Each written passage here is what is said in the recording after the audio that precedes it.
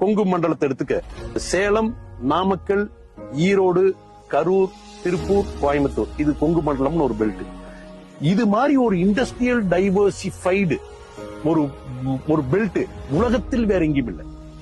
உலகத்துக்கே ஒரு முன்மாதிரியான ஒரு இண்டஸ்ட்ரியல் பெல்ட் தான் கொங்கு மண்டலம். நாமக்கல் எடுத்துட்டீங்கன்னா நீ கோழி முட்டைகள், டிரான்ஸ்போர்ட் இந்தியா லெவல்ல ரேங்கிங்ல இருப்பாங்க. உலகம் பூரா அவங்க அந்த ஃபீல்ட்ல they will be ranking.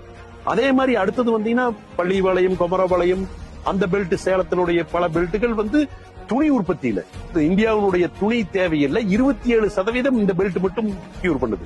Erode வந்துட்டீங்கன்னா மஞ்சள்ல உலகத்தினுடைய பெரிய மஞ்சள் மார்க்கெட் ஈரோடு. கவுந்தப்பாடி, சித்தோடு எடுத்துட்டீங்கன்னா உலகத்தினுடைய பெரிய சர்க்கரை, கருப்பு சர்க்கரையினுடைய மார்க்கெட் அங்க இருக்குது. பல்லடத்துக்கு வந்தீங்கன்னா கோழி உற்பத்தி. கரூர் போனீங்கன்னா ஹோம் டெக்ஸ்டைல்ஸ்ல உலகம் பூரா தெரிஞ்சவங்க. திருப்பூர் தெரியாத உலகத்தில் எந்த மூலையும் திருப்பூர் தெரியாத உலகம் இல்ல.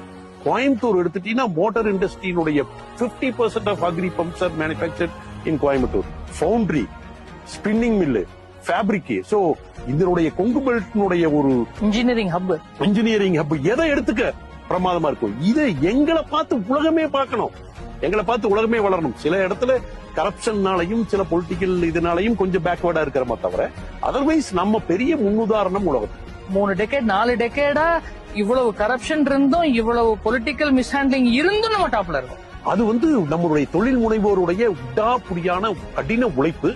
அப்புறம் அந்த ஒரு சூழ்நிலையும் அமைஞ்சிருது. நீ இப்போ திருப்பூர்ல நீ ஒரு 30 வருஷத்துக்கு முன்னால 2 ஃபேக்டரி தான் இருந்தது, இப்போ 4000 ஃபேக்டரி இருக்கும். சோ ஒரு தொழில் தொழில் முனைவோருடைய ஆர்வமும் அதுல இருக்கிற இன்ட்ரெஸ்டும் தான். இப்போ what is your final opinion about the entire model India should learn from Tamil Nadu? தமிழகத்தினுடைய அரசாங்கம் மட்டும் இல்ல, அதனுடைய பொதுமக்களுடைய கான்ட்ரிபியூஷன், உழைப்பு, அவங்களுடைய மென்டாலிட்டி. நீ ஒவ்வொரு ரீஜியனுக்கும் ஒவ்வொரு குணங்கள் உண்டு. மண்ணுக்கே ஒரு ஜாதி உண்டு. ஒவ்வொரு மண்ணுல எத்தனை ஜாதி இருக்குது?